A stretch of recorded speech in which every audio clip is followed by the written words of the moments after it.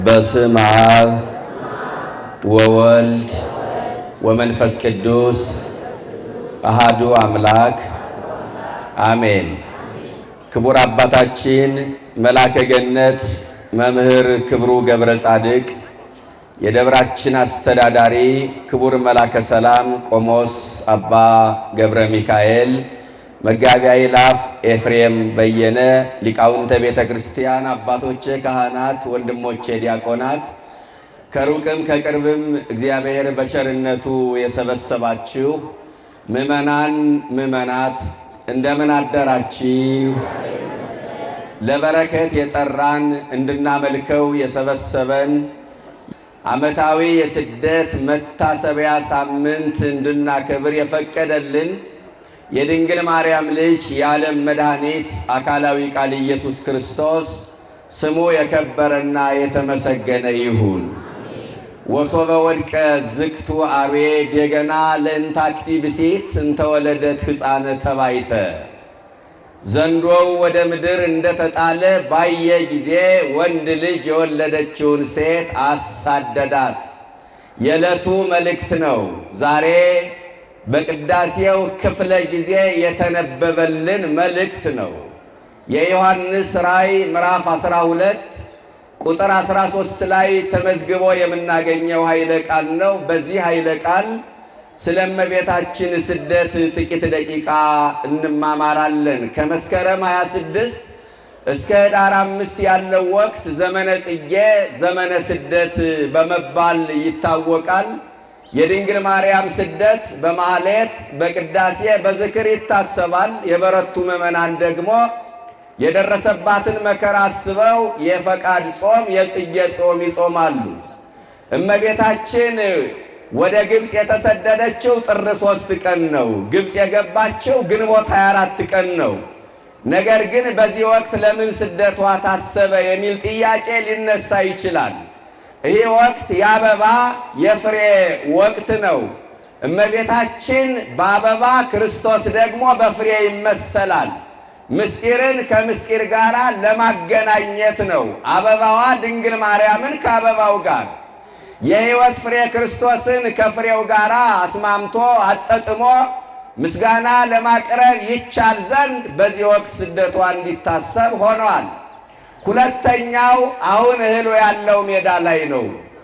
አሁን ሰብሎ ያለው ሜዳ ላይ ነው። ወደ ቤት አልተመለሰም፣ ወደ ጎተራ አልገባም።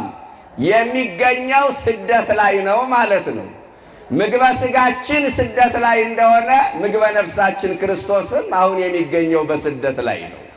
ስለዚህ ምግበ ሥጋችን ከምግበ ነፍሳችን፣ አበባዋ ድንግል ማርያምን ከአበባው ጋር፣ የሕይወት ፍሬ ክርስቶስን ከፍሬው ጋር አስማምቶ ምስጋና ማቅረብ እንዲቻል በዚህ ወቅት ስደቷ እንዲታሰብ ሆኗል።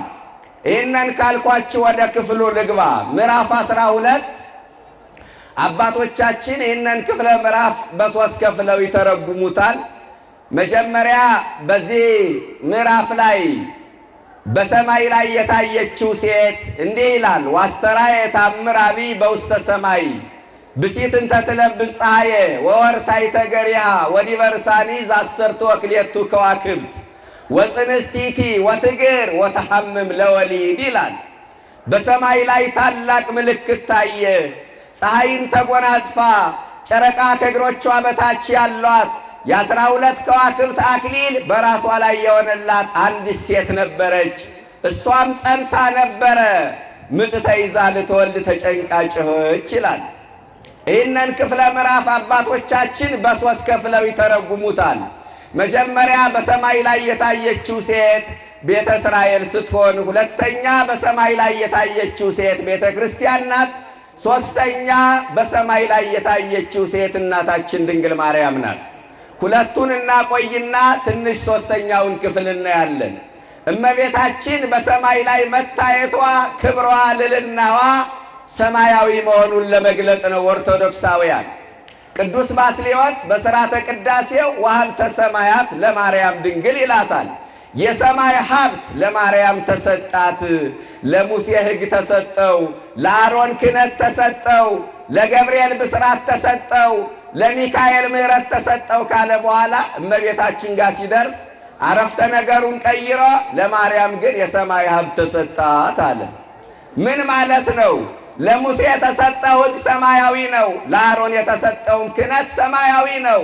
ነገር ግን እመቤታችን ላይ ሲደርስ ለምን ለማርያም የሰማይ ሀብት ተሰጣት ካላችሁ ሰማይ ከመሬት ከፍ ያለ ነው። ለድንግል ማርያም የተሰጠው ጸጋ ከሁሉ ከፍ ያለ ነው። ክብርና ምስጋና ይድረሳት። ለዚህ ነው ቅዱስ ገብርኤል ምልዕተ ጸጋ ብሎ ያመሰገናት። ለዚህ ነው ጸጋን የተሞላሽ እመቤታችን ጸጋዋ ሙሉ ነው። ኦርቶዶክሳውያን ሀብት ቢባል ድንግል ማርያምን የሚያክል ባለ ሀብት የለም። ሀብቷ ምድራዊ አይደለም፣ ሰማያዊ ነው። ዕውቀት ቢባል ድንግል ማርያምን የሚያክል አዋቂ የለም። ነገረ መለኮትን ጥንቅቅ አድርጋ የምታውቅ እሷ ነች። ምክንያቱም ምስጢረ ሥጋዌ የተፈጸመው በእመቤታችን ሰውነት ነው። ስልጣን ቢባል ድንግል ማርያምን የሚያክል ባለስልጣን የለም። ስልጣኗ ከፈጣሪ በታች ከፍጡራን በላይ ነው። ውበት ቢባል ድንግል ማርያምን የሚያክል ውብ ፍጥረት የለም። ውበት ይረግፋል፣ ቁንጅና በጉስቁልና ይተካል። እመቤታችን የማይደበዝዝ ውበት አላት። ስለዚህ ሀብቷ ሰማያዊ ነው። ድንግል ማርያም ኦርቶዶክሳውያን ሀብቷ ሰማያዊ ነው። ሁለተኛ ራሷ ሰማይ ነች። እንዲያውም ቅዱስ ኤፍሬም ሁለተኛ ሰማይ ይላታል። ያዕቆብ ዘስሩግ ደግሞ ማርያምን ሰማይ ማለት ለኔስ ያንስብኛል፣ ምክንያቱም ሰማይ ዙፋኑ ነው፣ ማርያም እናቱ ናት። እናትና ዙፋንን ደግሞ ማነጻጸር አይቻልም። ሰማይ አልወለደውም፣ ጡት አልሰጠውም፣ አላጠባውም። ማርያም ግን ይህን ሁሉ አድርጋለችና እኔስ ማርያም ከሰማይ ትገዝፍብኛለች፣ ትበልጥብኛለች ይላታል ቅዱስ ያዕቆብ ዘስሩግ። ስለዚህ በሰማይ ላይ መታየቷ ክብሯ ልዕልናዋ ሰማያዊ ነው። ራሷ ሁለተኛ ሰማይ ነች። ሌላው ፀሐይን ተጎናጽፋ ይላል። ይቀጥልና የተጎናጸፈችው ፀሐይ ኢየሱስ ክርስቶስ ነው። ፀሐይ ዘዘልፈ ያበር ዲበ ቅዱሳን፣ በቅዱሳን ላይ የሚያበራ እውነተኛው ፀሐይ ኢየሱስ ክርስቶስ ነው። የምንሞቀው ፀሐያችን ክርስቶስ ነው። ክርስቶስን ስንይዝ መንፈሳዊ ሙቀት ይሰማናል። ኦርቶዶክሳውያን ፀሐይን ተጎናጽፋ ማለት ክርስቶስን ጸንሳ የማይቻለውን ችላ የማይወሰነውን ወስና ማለት ነው። ይቀጥልና ጨረቃ ከእግሮቿ በታች ያላት ይላል። ጨረቃ የተባለ ቅዱስ ዮሐንስ ነው። ጨረቃ በሌሊት እንጂ በቀን አይታይም። ጨረቃ የሚያበራው ሌሊት ነው። ፀሐይ ሲመጣ አገልግሎቱን ለፀሐይ ያስረክባል። ጨረቃ ዮሐንስ ነው። የዮሐንስ አገልግሎትም ፀሐይ ጽድቅ ክርስቶስ እስኪመጣ ድረስ ነው። ፀሐይ ስትወጣ ጨረቃ እንደማትታይ ጌታ አገልግሎቱን ሲጀምር ዮሐንስ አገልግሎቱን ለጌታ ለቀቀ ማለት ነው። ከእግሮቿ በታች ማለት በኤልሳቤጥ ማኅፀን እያለ ለእመቤታችን ሰግዶላታልና ማለት ነው። ይቀጥልና ጸንሳ 12 ከዋክብት በራሷ ላይ አክሊል የሆኑላት ይላል። 12 ከዋክብት ሐዋርያት ናቸው። ዓለምን በወንጌል ያደመቁ፣ ጨለማውን ዓለም በወንጌል ያጣፈጡ፣ መራራውን ዓለም በወንጌል ያጣፈጡ፣ ጨለማውን ዓለም በወንጌል ያበሩ ቅዱሳን ሐዋርያት ናቸው። ከዛ ጸንሳ ነበረ ምጥ ተይዛ ልትወልድ ተጨንቃ ጮኸች ይላል። እመቤታችን ምጥ የለባትም። ምጥ በመጽሐፍ ቅዱስ በብዙ ስፍራ ላይ ተጽፏል እና መናፍቃን እዛ ላይ ሌላ ቦታ የተጻፈውን መከራ ብለው ይተረጉሙታል። እዚህ ክፍለ ምዕራፍ ላይ የተጻፈውን ግን በቀጥታ ለእመቤታችን ሰጠው ይተረጉሙታል። ያሳዝናል። እመቤታችን ምጥ የለባትም። ኦርቶዶክሳውያን ሳታምጥ ወለደችው ይላል ትንቢተ ኢሳይያስ ምዕራፍ 66 ቁጥር 7 ላይ ወምንግል ተወልደ ዘእንበለ ሕማም፣ ያለ ምጥ ከእመቤታችን ተወለደ ነው የሚለው። አያችሁ፣ ያለ ምጥ ተወለደ። እመቤታችን ምጥ የለባትም።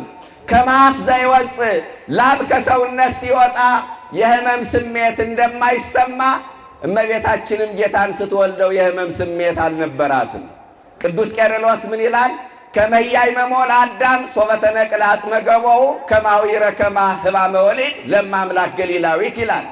ከአዳም ጎን ሔዋን ስትፈጠር ሔዋን የሕመም አዳም የውላችሁ ከአዳም ጎን ሔዋን ስትፈጠር አዳም የሕመም ስሜት እንዳልተሰማው እመቤታችንም ክርስቶስን ስትወልደው ምጥ አልተሰማትም፣ የሕመም ስሜት አልነበራትም ይላል። ስለዚህ ምጥ ነበረባት ማለት ምጥ የተባለ መከራ ነው። እናቶች የደረሰበት ያውቀዋል አይደል?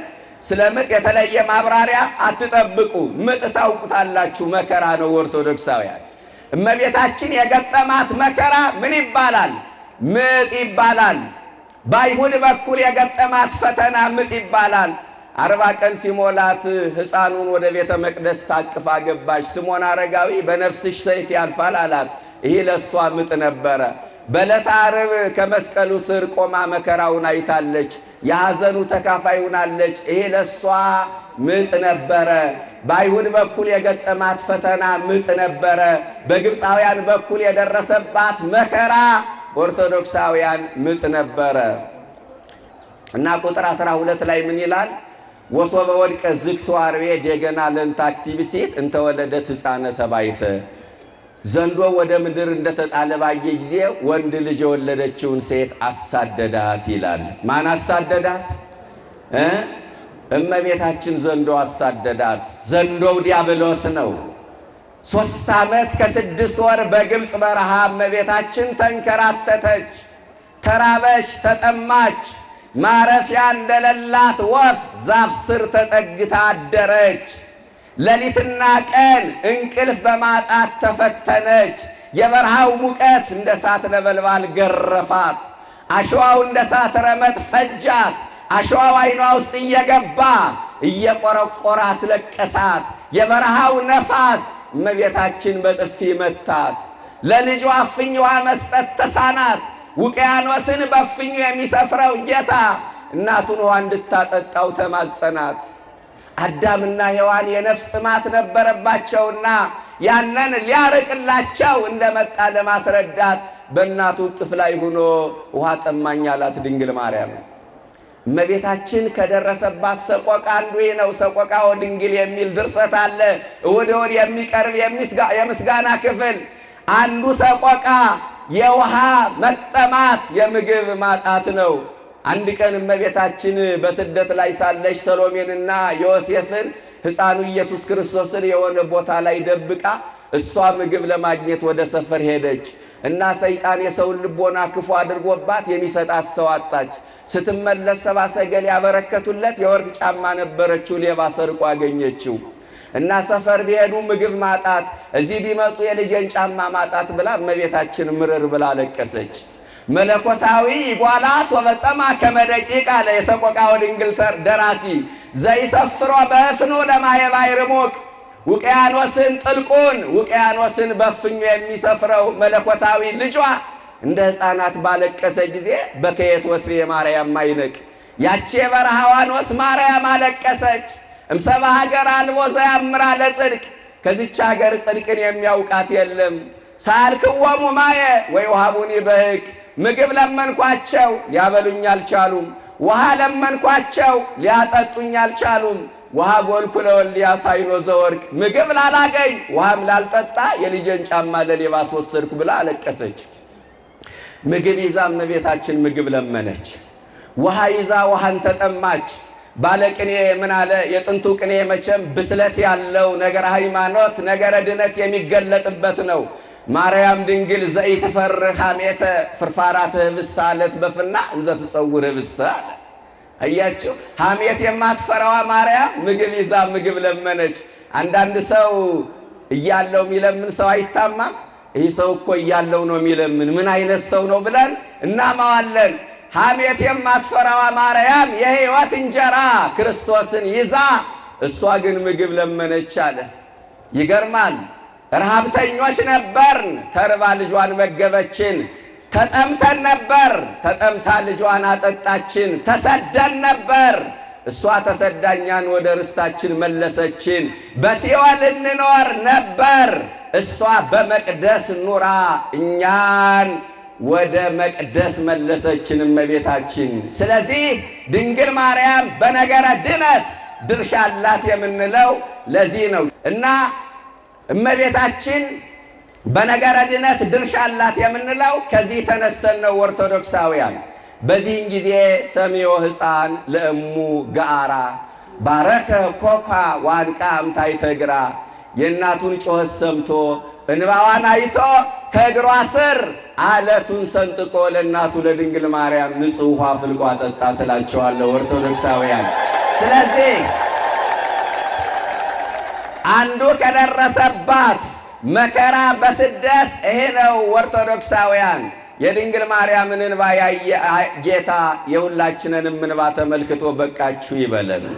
የፈሰሰው እንባ ማያስጨንቃቸው ክፉዎች በበዙበት ዘመን፣ እንባና ውሃ መለየት ያቃታቸው ተንኮለኞች በበዙበት ዘመን፣ እንባ የክረምት ጎርፍ የሚመስላቸው ሰዎች በበዙበት ዘመን እሱ እንባን ያያል። እሱ ለእንባ ዋጋን ይሰጣል። ኦርቶዶክሳውያን እግዚአብሔር በእንባ ይሸነፋል። ኦርቶዶክሳውያን በኃያላን የማይሸነፈው መድኃኔዓለም በእንባችን ይሸነፋል። እንባችን አቅም አለው። እንባችን ጉልበት አለው። እንኳን እግዚአብሔር ክፉ ሰው እንኳን በእንባ ይሸነፋል። ያን የራሔል እንባ ነው ለ600,000 እስራኤላውያን ከግብፅ መውጣት ምክንያት የሆነው። የድንግል ማርያምን እንባ ያየ ጌታ የእኛንም እንባ ይመልከትልን። ሁለተኛው ድንግል ማርያም የደረሰባት መከራ ቤተሰቡ ነው የተሰደደው። 5 ነው የተሰደዱትና የዮሴፍ ልጅ ዮሳ በሕመም ምክንያት ወደ ኋላ ቀርቶ ነበርና ሄሮድስ እመቤታችንና ጌታን ሊያስገድል ወታደር እንደላከ ሲሰማ መረጃውን ለማድረስ ከሕመሙ አገግሞ ጉዞ ጀመረ እና ሰይጣን መንገድ ላይ ሽማግሌ መስሎ ምንት ያጓጓከ ናሁ ቀደሙከ ለተፈነው ማህበ ሄሮድስ፣ ከሄሮድስ የተላኩ ወታደሮች ቀድመውሃል፣ ምን ያስቸኩልሃል? አሁንም አገለዋቸው ይሆናል አለው ሰይጣን ሽማግሌ መስሎ። በዚህን ጊዜ ዮሳ በሕይወት ካሉ ነግራቸዋለሁ፣ ከሞቱ ቀብራቸዋለሁ ብሎ ጉዞውን ጀመረ። ከዛ ወንዝ ዳር ቁጭ ብለው እመቤታችን ጌታ ወንዝ ዳር ቁጭ ብለው የጌታ ላብ አልቦት ወዙ ወስቶ ሰሎሜ እግሩን ስታጥበው ደረሰና በገሊላ በክንዷ ሕፃን ልጅ የታቀፈች ሴት የለችም። እናንተ እዚህ በነፃነት ተቀምጣችኋል። የሄሮድስ ወታደር እናንተ ሊገድል ከዚህ ከመካከላችሁ ደርሷል፣ እየገሰገሰ ነው ለበቀል ወደ እናንተ ሲላት እመቤታችን በጣም ይገርመኛል የትርጓሜው ቃል። እመቤታችን ሕፃኑን አስተኛችው መሬት ላይ ኢየሱስ ክርስቶስን አስተኛችው። ከዛ አይኗን ከአይኑ ላይ እጇን ከእጁ ላይ አድርጋ ከላዩ ላይ ሆና አለቀሰችበት። የቀኑን ሐሩር የሌሊቱን ብርድ የታገስኩት ከሞት ላድንህ ነበረ፣ ለካስ ከሞት ላላድንህ ነው ወይ ብላ እመቤታችን ምርር ብላ አለቀሰች። ይገርማል። የሰቆቃወ ድንግል ደራሲ ምን ይላል? አመፈነው ሄሮድስ ዋልዩ ሰደብረ ቁስቋም ይስሳ። ሄሮድስ በቁስቋም ተራራ ይገሏት ዘንድ ወታደር በላከ ጊዜ ሰሚያ ድድቀተ እምቃለ ወልደ ዮሴፍ ዮሳ፣ ከዮሴፍ ልጅ ዮሳ የሚያስደነግጥ ቃልን ሰምታ ማርያም ደንገጸት ወታው ከውሳጤ ከርሳ። እመቤታችን ደነገጠች፣ አንጀቷ ተለወሰ። እምደ ሰሎሜ ሶቢሃ ተመጠወቶ ለሮሳ። ያን ጊዜ ከሰሎሜ እጅ ጌታን ተቀበለችው። ከመትብክየዋ ጲራ በልብሷ ጠቅልላ ታለቅስበት ዘንድ ይላል። አለቀሰችበት። ይህንን ነው አባ ሕርያቆስ በቅዳሴ ማርያም አዘክሪ ድንግል አንባ መሪረ ዘውዘ ማይንትኪ ወረደ ዲበ ገጸ ፍቁር ወልድኪ አላት። ድንግል ሆይ ከዓይንሽ የፈሰሰውን እንባ አሳስቢ፣ በልጅሽ ፊትም የወረደውን እንባ አሳስቢ አላት። የእኛ እንባ ቢፈስ ጉንጫችን ላይ ነው። የእኛ እንባ ቢፈስ መሬትን ሊያርስ ይችላል። የድንግል ማርያም እንባ ግን የፈሰሰው በልጇ ፊት ነው። ኦርቶዶክሳውያን የሚገርማችሁ ነገር ሰዎች በዚህ ሁሉ ሲጨክኑባት፣ ሌሎች ፍጥረታት ደግሞ እመቤታችን ያስተናግዷት ነበረ። ይገርማል። ሰው በዚህ ልክ ሲጨክንባት፣ ሲከፋባት፣ ሌሎች ፍጥረታት ድንግል ማርያምን አስተናገዷት። እመቤታችን የሄሮድስ ወታደር ሲደርስባት የሾላ ዛፍ ተከፍቶ ድንግል ማርያምን ሸሸጋት። ኦርቶዶክሳውያን የሾላ ዛፍ እግዚአብሔር መልካም ነው። በመከራ ቀን መሸሸጊያ ነው። እኛ የእሱ ሆነን እንገኝ እንጂ እግዚአብሔር እኛን የሚሸሽግበት መንገዱ ብዙ ነው። ኦርቶዶክሳውያን ይህ ብቻ አይደለም። ዮሴፍ ሽማግሌ ነው፣ ደከመባት። ስንቅ ተሸካሚ ነው። ወዮሴፍ አረጋዊ ዘይጸውር ስንቀኪ፣ ስንቅሽን የሚሸከም ዮሴፍ ነው የሚለው። ኧረ እንዲያውም ወደኋላ ያለውን ሐሳብ ላንሳላችሁ። ምረ በዘባንኪ ወምረ በገቦኪ፣ አንድ ጊዜ በጀርባሽ አንድ ጊዜ በጎንሽ ማርያም ብዙሃ ባዚለ ሕፃን ደከምኪ፣ እመቤቴ ማርያም ሆይ ሕፃኑን በመሸከም ብዙ ደከምሽ ይላታል ደራሲ። ብዙ ደከምሽ። ሶበኔ ያውር በእግሮ ከመትጽርዮ ይበኪ፣ በእግር ሂድ ትየዋለሽ ክርስቶስን። ጥቂት ይሄድና መሄድ ባቃተው ጊዜ ቀና ብሎ ዓይንሽን እያየ ወደ አንቺ ያለቅሳል። አልቦ እንበለ ሰሎሜ ዘያስተባርየኪ ለኪ ወዮሴፍ አረጋዊ ዘይጸውር ስንቀኪ። ስንቅሽን ከሚሰከም ጓዝ ከሚሸከም ከዮሴፍና ከሰሎሜ በስተቀር አንቺን የሚረዳሽ ሰው አልነበረም ይላታል። ድንግል ማርያምን ከሁለቱ በስተቀር የሚረዳሽ ሰው አልነበረም። ኦርቶዶክሳውያን እባካችሁ በሐዘን ጊዜ ከሰዎች ጎን መሰለፍን ከዮሴፍና ከሰሎሜ እንማር። ምእመናን ትናንትና በገንዘባችሁ ያዘዙ በድግሳችሁ ያዘዙ ሰዎች ይኖራሉ። ቀን ሲከፋባችሁ ከፍተውባችሁ ይሆናል። ቀን ሲጥላችሁ ጥለዋችሁ ይሆናል። አድራሻ ጥፍተውባችሁ ይሆናል። በመከራ ጊዜ በሐዘን ጊዜ ከሰዎች ጎን መቆም እንደሚገባን ከዮሴፍና ከሰሎሜ እንማር። ዛሬም በሐዘን በትካዜ በዋይታ በሰቆቃ ድረሱልን የሚሉ ብዙ ወገኖቻችን አሉ። አቅም በፈቀደልን መጠን መድረስ እንደሚገባን ከዮሴፍና ከሰሎሜ እንማር። ሁሉ ጻድቅ በጊዜ ርቶ፣ በመልካሙ ዘመን ሁሉም ወዳጅ ነው። ሁሉም አለው ባይ ነው። ወዳጅ የሚለካው በፈተና ጊዜ ነው እና ከሰሎሜና ከዮሴፍ በስተቀር የሚረዳት ሰው ድንግል ማርያም ስለሌለ ምን አለች? አይቴኑ መልአክ ዛብሰረኒ ብካዬ ይራይ ወይርዳኒ። ያ ያበሰረኝ ገብርኤል ተወልጃለሽ ብሎ የነገረኝ ገብርኤል ለቅሶዬን አይቶ ይረዳኝ ዘንድ ወዴት ሄደ ትል ነበር እመቤታችን። ተወልጃለሽ አለኝ ለዚህ ነበረ። የት ሂዶ ነው ገብርኤል ይህ ሁሉ መከራ ሲደርስብኝ ትል ነበር። ዋልበ የሰብ ዘያምረኒ፣ የሚያውቀኝም ሰው በግብፅ በረሃ የለም እያለች ታለቅስ ነበረ። ደራሲው አቀረበውና እንዘ ትብሊ ድንግል አራራይክኒ አለ። እመቤቴ ወይ ይህንን ስትይ ልቤን ነካሽው፣ አሳዘንሽኝ፣ አስለቀሽኝ አላት ድንግል ማርያም። ይገርማል። ይህ ሁሉ መከራ ደረሰባት እና ሽማግሌው ዮሴፍ ሲደክምባት የበረሃ አንበሳ መጥቶ ተሸከመላት። ይገርማል። ሌሎች ፍጥረታት ታዘዘዋታል እያልኳቸው አይደለ? ሌሎች ፍጥረታት ታዘዟት ድንግል ማርያምን። ወደ ኢትዮጵያ ስትመጣ ደግሞ የጣና ድንጋይ ጀልባ ሆኖ ድንግል ማርያምን አገልግሏታል። ኦርቶዶክሳውያን ዛሬ ጣና ቂርቆስ ላይ በክብር ይገኛል። እመቤታችን የተሰደደችው ግብፅ ብቻ አይደለም፣ ወደ ኢትዮጵያም ተሰዳለች። ኢትዮጵያውያን ግን ጥሩ መስተንግዶ አድርገውላታል። ኑን ራዮን ለወልደ መንክራት አረጋዊ መንፈሳዊ እንደሚነግረን ይህንን ድንቅ አድራጊ ጌታ እንየው እያሉ በቅፏ ላይ ያለውን ሕፃን አማኑኤልን ለማየት የኢትዮጵያ ሕዝብ መልኩን ለማየት ይሻማ ነበረ።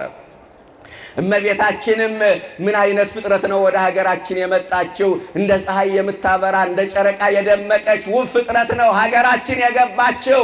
እስኩ ራያ እስኩ ራያ፣ እያት እያት እያት እያሉ ይመለከቷት ነበር። ራያ ማለት በግዕዝ ቋንቋ እያት ማለት ነው እና ሀገሩ በተለምዶ ራያ ተብሎ ተጠራ።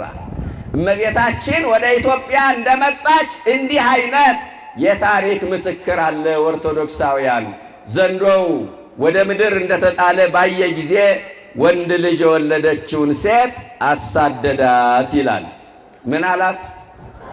አሳደዳት። የስደት አይነቶች ብዙ ናቸው ኦርቶዶክሳውያን። አሁን እመቤታችን ለምን ወደ ግብፅ ተሰደደች? እሱን ለማንሳት ጊዜም አይበቃም፣ ታውቁታላችሁ። ብዙ አይነት የስደት አይነቶች አሉ። በኃጢአት ምክንያት የሚሰደዱ ሰዎች አሉ። አዳም አባታችን ሕገ እግዚአብሔርን አፍርሶ አትብላ ያለውን ዕፀ በለስ በልቶ ከገነት የተሰደደው በኃጢአት ምክንያት ነው። በኃጢአት ምክንያት የሚደረግ ስደት አለ። በምናኔ ምክንያት የሚደረግ ስደት አለ። ያለ ማብራሪያ ነው የምነግራችሁ። በሃይማኖት ምክንያት የሚደረግ ስደት አለ። ኑሮን ለማሸነፍ የሚደረግ ስደት አለ። የእመቤታችን ስደት ግን ከሁሉም የተለየ ነው። ምን ያለ ነው? ከሁሉም የተለየ ነው። የእኛን ስደት ባርካ ለመስጠት ድንግል ማርያም ተሰደደች። መከራችን ባርካ ለመስጠት እመብርሃን ተሰደደች። ዛሬ ቢርባችሁ ቢጠማችሁ ሐዘን፣ ትካዜ፣ ዋይታ፣ ሰቆቃ ቢገጥማችሁ አስቀድሜ ዛሬ በእናንተ እየሆነ ያለው አስቀድሞ በእኔ ሆኗልና እኔን አይታችሁ ተጽናኑ፣ እኔን አይታችሁ አብነት አድርጉ ለማለት እመቤታችን በርትታ ለማበርታት ጸንታ ለማጽናት መከራችን ባርካ ለመስጠት ድንግል ማርያም ተሰደደች። የእሷ ስደት የእኛን መከራ፣ የእኛን ችግር፣ የእኛን ሰቆቃ ባርካ ለመስጠት ነው። በሚገጥመን ፈተና በሚደርስብን መከራ ተስፋ እንዳንቆርጥ የተደረገ ስደት ነው። ሌላው ለሔዋን ካሳ ልትሆን ነው ድንግል ማርያም የተሰደደችው። ሔዋን ኃጢአት ሰርታ ከገነት ተሰዳ ነበረ። እመቤታችን ያላበሳዋ ተሰዳ ሔዋንን ከስደት መለሰቻት። እመቤታችን በነገረ ድነት ድርሻ አላት የምንለው ለዚህ ነው። የሔዋን ቤዛ ናት፣ የሔዋን ካሳ ናት። ጌታ አዳምን ከስደት ለመመለስ ለአዳም ካሳ ሊሆን እንደተሰደደ እመቤታችንም ለሔዋን ካሳ ልትሆን ተሰደደች። ይሄ ብቻ አይደለም።